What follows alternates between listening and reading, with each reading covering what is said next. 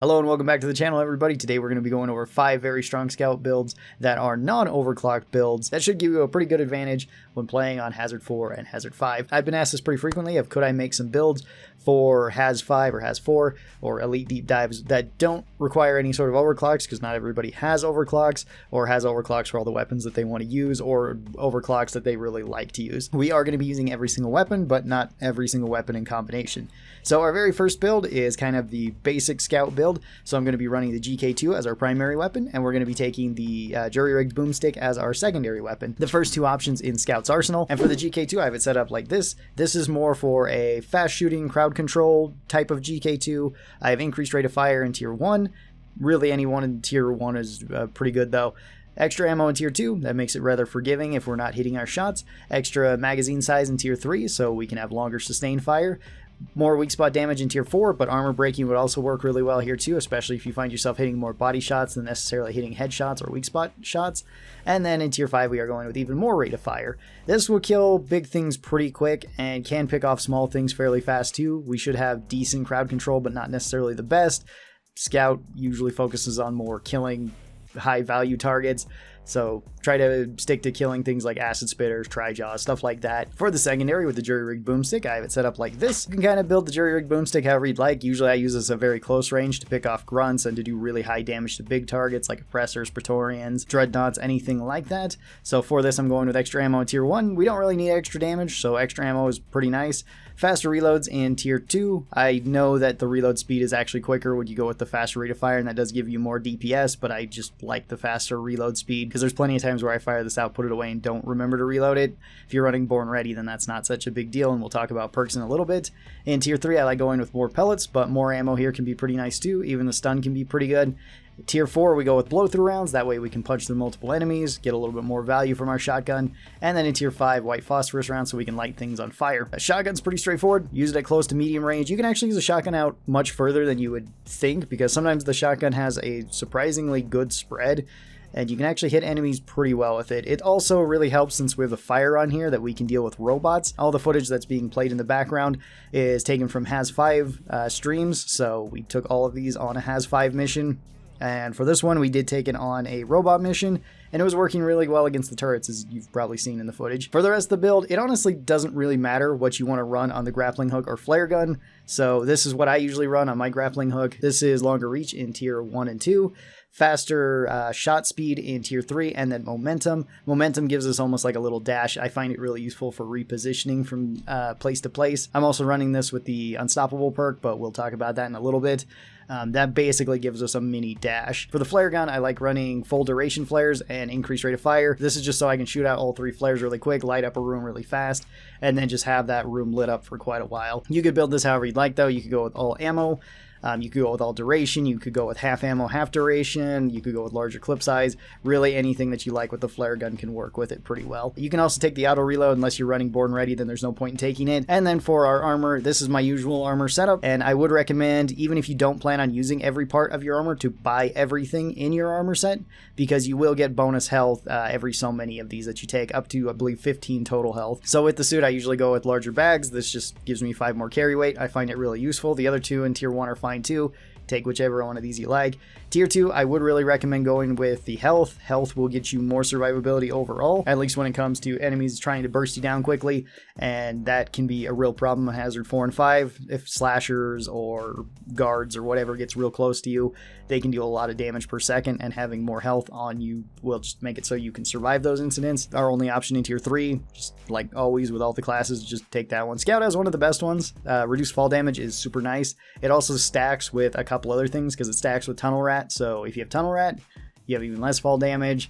Low gravity, you basically have no fall damage then, and you could also stack it if you have a gunner on your team who's running disconnection protection on their zipline. And then in tier 4, I really like Breathing Room. I think it's a really useful skill. The other 2 in tier 4 are not nearly as useful. Damage on your shield break doesn't do that much damage, and it usually doesn't matter unless it's swarmers or jellyfish. And the stun on your shield isn't actually even a stun, it's just electricity to enemies, so they can still hit you, but you will zap them a little bit. So Breathing Room helps out a lot, because if you do go down and you need to be res, this gives you 6 seconds of invulnerability. lets you get a resupply to get your health back, lets you get somebody else up really fast, lets you do an objective really quick without having to worry about enemies swarming you once again, at least super fast. You can kind of take whatever grenade you would like with Scout. I've really been liking the stun sweeper. This one is super easy to use. You can't injure yourself or anybody else with it, although you can't really do that with any of Scout's grenades, so that's really useful. The stun sweeper is really good against MacTerra, and it can kill some of the more annoying enemies, jellyfish, swarmers, shredder drones, and exploders, but the other three are also really good options. The IFG gives you some slowdown and gives you much higher damage because it makes it so you and everybody else that is shooting at the bug or enemy that's affected by it takes 30% more damage. The enemy takes 30% more damage. You guys don't. That is super useful. It can be really good for killing dreadnoughts. It can be really good for killing oppressors or praetorians or whatever it might be. Cryo grenades are fantastic for taking out MacTerra. They have gotten a little bit weaker since the breeders got buffed to frost, so they're not great for just taking them out anymore. I think it takes 2 cryo grenades to freeze one of them as opposed to just 1 like it did previously. You could also go with the pheromone canisters as well. This is fantastic for crowd control. The last part I would like to talk about with Scout is the perks. And the perks that I choose on Scout are generally these ones. I would say pick whatever perks you enjoy the most though. I'll go over the reasons why I pick these ones. For passive perks, I usually go with Thorns. This one's just really useful. It makes it so any enemy hitting me will take damage. It's really good for keeping swarmers and jellyfish off of me, especially since this build in particular is not great at dealing with them. The Boomstick is okay and the GK2 is okay, but we don't have any fantastic way, I guess, besides the boomerang to get rid of them. This helps out with that and gets us a little bit more value even if regular grunts are hitting us. Our second perk is Resupplier. Resupplier is super useful. This lets us get resupplies back faster and we get more health from resupplies. This makes it so if you ever go down and you need to grab a resupply, you can do it pretty easily. You'll still have plenty of time, especially if you took breathing room with your suit or if you're rezzing yourself with Iron Will. You will have tons of time to run right over to the resupply, grab it, and so long as nothing hits you off there, you should be perfectly fine. You'll also go basically back up to full health, and every time that you get a resupply, it also gives you the Born Ready status, where it just reloads all of your gear. So your flare gun, your shotgun, and your assault rifle all get reloaded. Very nice. And then the last one I take is usually Unstoppable for a passive perk. However, there's plenty of other options too, and we'll go over those shortly. Unstoppable pairs really well with momentum on the grappling hook. This just makes it so we can move across things that would slow us down normally a little bit quicker. Works really well in the fungus bog, or if anything hits us and slows us down. And with the momentum on the grappling hook, this basically gives us a dash. Now, other passive perks that you could take, Elemental Insulation is a great one, depending on the area. It makes it so you'll just take less damage overall. Pretty self-explanatory, but a very good perk. We also have Born Ready. Born Ready is really good with this because it will reload your flare gun, your shotgun, and your assault rifle. So if you find that you're just switching between these constantly, Born Ready is a really good option for that. And Vampire would be another potential option here, just to use it every once in a while to get health back and to kind of keep your health up higher. You could go with Sweet Tooth as well if you would like, for overall more health and a little bit more mobility. It's not really necessary for the mobility, but more health is always nice. So if you find yourself running low on health often, try taking one of those 2 perks. Vampire will also work really well if you plan on taking Iron Will as your active skill. And let's talk about active skills. Usually what I run with Scout depends on whether I'm playing solo or multiplayer. In multiplayer, I tend to be running Field Medic and Iron Will. Field Medic lets you res people faster. It's just super useful in multiplayer. It's probably one of the best perks in the game, and it also gives you the ability to insta-res somebody once per game. That can be really useful. It can save the entire run, so I pretty much always run that in multiplayer. And then Iron Will makes it so I can pick myself up once per match, so if I ever go down, and if everybody else is down, I can pick myself up, potentially res everybody, or at least res a couple people, and potentially even get a resupply thanks to Resupplier. Or if I'm running Vampire, I can kill something and res myself. You have some other options though too. Heightened Senses is really good on Scout because you're likely going to be scouting out ahead and you're probably the most likely to get grabbed by leeches. So you can save yourself from that. You can also save yourself from grabbers, trawlers, and nemesis. And you could of course go with Beastmaster. If you're playing solo, I run this one pretty often so that you can get a Steve. Steve is really useful. He can soak up some extra damage. Be sure to get yourself a slasher or a guard. And then you could also go with something like Berserker. Berserker is also really fun on Scout in particular because you can use it very easily, especially combined with your grappling hook, so you can move around an enemy fast and just keep smashing them with power attacks. It lets you do really high burst damage, and it lets you keep up on your overall ammo because you can essentially get rid of at least a part of a horde just with your pickaxe alone, and you don't have to be wasting extra bullets from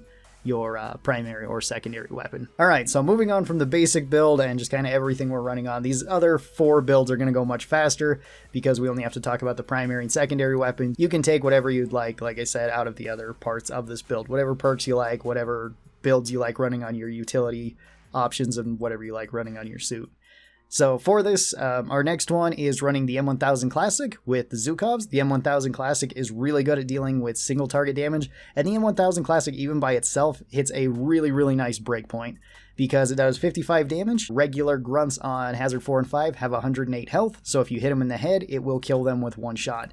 You can also use a focus shot, which will consume 2 ammo, but it will do twice the damage, going up to 110. And so long as you take armor breaking in tier 2, like we're doing here, you can also just focus shot, body shot regular grunts. So the way I run the M1000 is going with ammo in tier 1. This is really useful because the M1000 doesn't have the most amount of ammo. Going with armor breaking in tier 2 so we can hit that nice breakpoint. Going with larger magazines in tier 3. You could go with more damage here, but I just like having the larger magazines so we can have potentially 7 focus shots. Blow through rounds in tier 4. This lets you punch through up to 3 enemies, so if you use a focus shot and punch through 3 grunts, you will kill all 3 of them on Hazard 4 or 5, assuming they're not being buffed by a warden or something. And then in tier 5, it's your choice as to which one you want to take. They're all really good in tier 5. I usually go with the faster reloads, because you can also reload cancel the M1000 very easy. To do this, just wait for your gun to get the ammo in it, use your pickaxe to pickaxe cancel this, put it away, and your gun will be reloaded. This can save you a few seconds worth of time, and with this particular tier 5, it lets you save even more time. For the secondaries of the Zhukovs, these are going to be more of your crowd control weapons. They're going to be for killing things at close to medium range, because the Zhukovs don't work incredibly well at longer ranges, and they can give you pretty decent burst damage towards single targets, at least the way I have them set up. So in tier 1, we're running extra ammo. This is just so that we don't run out of ammo, and damage isn't super necessary on the Zhukovs. Faster reloads in tier 2, but take whatever you'd like in tier 2. They're all really good. Increased accuracy in tier 3. Again, we don't necessarily need the damage, and the accuracy does help quite a bit when you're fighting at a more of a medium to a longish range with the Zhukovs. Extra ammo in tier 4. You could replace this with blow-through rounds or with single target damage with the hollow point rounds, depending on what you want to build for. The blow-through rounds would be potentially better for crowds, assuming you're getting dense amounts of crowds. Weak spot damage is going to be better for single targets, and more ammo is just going to be kind of a compromise between the two, which is why I'm taking it here. And then we're going with electric rounds in tier 5. This is if you're running the IFG or the boomerang like I have set up. If you're not running that, get in, get out helps with just moving around the map faster. This build is pretty straightforward. Use your M1000 for picking off targets at longer ranges, and you can use it to pick off grunts normally. Use the Zhukovs for anything that gets up really close to you, or if you want to do really high single target damage. For our third build, we're going to be using the Drak Plasma Carbine with the Crossbow. So for the Drak, we're going to be running it like this. This is faster cooling in tier 1, but the other options in tier 1 are pretty good too. Less heat per shot in tier 1, sorry. It's cooling in tier 3. We're going to be taking that one too. More ammo in tier 2. We don't necessarily need the damage with this build because we're going to be using the Drak for our primary crowd control weapon, so we might as well have more ammo for it. Cooling in tier 3, electricity in tier 4, but in tier 4 you can take any of these. Electricity I find to be pretty useful overall because it will get you more damage and it will slow enemies down, which is very nice. Enemies moving fast can be kind of an issue on the higher difficulties, so abilities to slow them down definitely help. But if you want more crowd control against like swarmers, then the plasma splash is pretty good. And armor breaking's not bad for dealing with bigger enemies too. And then in tier 5 we have thermal feedback loop. This will just get us a higher rate of fire so we can do even more DPS if need be when enemies are getting kind of close. Usually I'm using the Drak at close to medium range for this build, and just kind of killing off regular grunts as well as swarmers. I'm not going for really big targets a lot of the time, unless there's just nothing else for me to fight. And this particular Bolt Shark I have set up for electricity. This is going to be for bigger targets, for slowing them down, and for dealing high damage to, big targets, or picking off high danger threats like acid spitters, web spitters, or Trijaws. For this, I have electricity bolts in tier 1. This will help slow enemies down overall, and that's kind of how I built this for, but you could take the other ones in tier 1. It depends on what you want with the crossbow. Tier 2, I'm going with extra ammo. This will just help use the regular shots from the crossbow to pick off those enemies. Faster reloads in tier 3. This also helps us switch between bolts, so that can be very useful in most situations. Faster move speed in tier 4, so whenever we do kill something, we can at least move around a little bit faster. And then magnetic shafts in tier 5, so when we do put the electricity bolts on something, we'll do extra damage to them with our regular bolts, and they can more easily magnetize to them. The way that I usually use the crossbow is for big enemies at longer ranges, or for more of the special threats at longer ranges. This is also really good against certain enemies like bulk detonators, oppressors, praetorians, dreadnoughts with the electricity bolts, because you put 2 electricity bolts on an enemy and it slows them down to an absolute crawl. This will make it really easy for your team to reposition if they need to, or to just flank around and start attacking the enemy from the back. You usually want to save your electric bolts for something like that, or to use them for some level of crowd control, because you can set them up somewhat like an electric fence, electric grid, and do decent damage, but that does take quite a few of your bolts. So be careful when you are using them. For our 4th build, we're going to go back to using the GK2 as our primary weapon, and this time we have it set up for much longer range and more accuracy, but also more damage for that accuracy. So for tier 1, we're going with a reduced base spread. This makes it so our first shot is going to be pretty much bang on target, so we can always hit exactly where we're pointing. Very useful. In tier 2, we're going to go with extra damage so we can hit those shots even harder. Tier 3, we're going to go with recoil reduction. This really makes a difference on the GK2. It makes it very easy to control, so you can just hold this right on a target as you're firing at it for a sustained period of time. Since we have that increased accuracy, we're going to go with extra weak spot damage from the hollow point rounds in tier 4, so we get extra damage whenever we're hitting something in the weak spot. And then in tier 5, we are once again going to go with the increased rate of fire, just so that we can kill things a little bit quicker, but the other options in tier 5 would also be really good. This one is pretty useful for using this at really any range, because it fires fast enough for us to use it at close range to pick off things quickly, but it's really good at medium and especially longer ranges, where you can have constant sustained fire against long range enemies. So if you're really having trouble with spitters, menaces, turrets, whatever it might be, this is a really good build for just hitting them in the weak spot and picking them off quickly. It's also really good if you like peeking behind cover a lot. So especially against like sniper turrets, you can fire at it, peek behind cover, wait for it to shoot, go back out of cover and just keep firing at it. And you'll take it down really, really fast with this build. For the secondary, since we have such a long range build, we're going to be pairing this with the Zhukovs, and we're going to be building this more for crowd control so that we can just spray these at close to medium range. So once again, I'm going with extra ammo in tier 1, but you could go with more damage if you just want more burst damage overall. Faster rate of fire in tier 2, so we can kill things a little bit quicker, but again, any of them in tier 2 are really good. Increased accuracy in tier 3. This does help a little bit for medium range. It doesn't make the Zhukovs spread out as much, which can be really useful if you end up running through bullets fast with the GK2. And then we're going with blow through rounds in tier 4. This lets you punch through enemies, so if you have big swarms of enemies coming close, you can just use your Zhukovs to just be firing right through them. And then we're going to run get in, get out, or electric rounds in tier 5. If you like running electricity with the IFGs or with the boomerangs, that's a good option. If you just want more movement speed since things are getting close to you and you're using these at close range, get in, get out is really good because you can trigger it and then move it way faster. And then our 5th and final non-overclock build for Scout is running the M1000 Classic as our primary weapon, set up for a sniper rifle setup. So for this, I'm running extra damage in tier 1, but you could go with extra ammo, whichever one you would like. I took this for more burst damage. Faster focus speed in tier 2. This lets you do focus shots even quicker than you normally would. Extra damage in tier 3 on those focus shots. Extra weak spot damage in tier 4, so when we're hitting things in the weak spots, we're doing even more damage to them. And then stun in tier 5, so when we do use a focus shot on something, it can stun it. You could take like Killing Machine or the Fear in tier 5 as well. They're all pretty good. This is just so if you do hit something in the weak spot and it's not dead, then it's stunned and you can follow it up with a very quick follow-up shot. This will let you do really high damage to big single targets, and it still lets you kill things like grunts on any difficulty.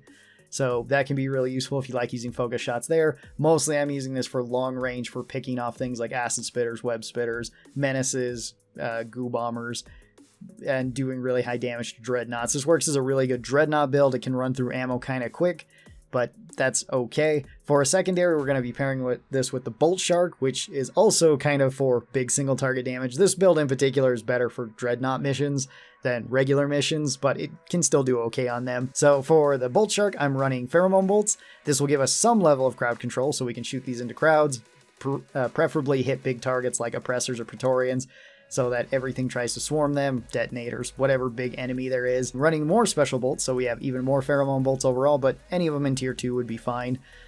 Tier 3, we go with faster reloads once again. This just lets us switch between bolts really quick. I find it super useful. Bonus movement speed or the recall, either one works in tier 4. I'm going with bonus movement speed. I'm just more used to it, so when we do kill something, we can at least move away kind of quick. And then we have longer duration with our special bolts in tier 5. That makes it so the pheromone bolts last even longer, so you can get potentially even more value out of it. So this was 5 strong non-overclock builds for Scout. We'll be doing this for the other classes as well, 1 for Gunner, 1 for Inji, and 1 for Driller. Thank you guys for all the feedback too, I really do appreciate that, and I am looking forward to playing with more of these builds. They are super fun to play with, even without any sort of overclocks. Thank you guys once again. I hope you guys enjoyed this. I hope it kind of helped you out, and I will see you guys next time. Take care, and bye-bye!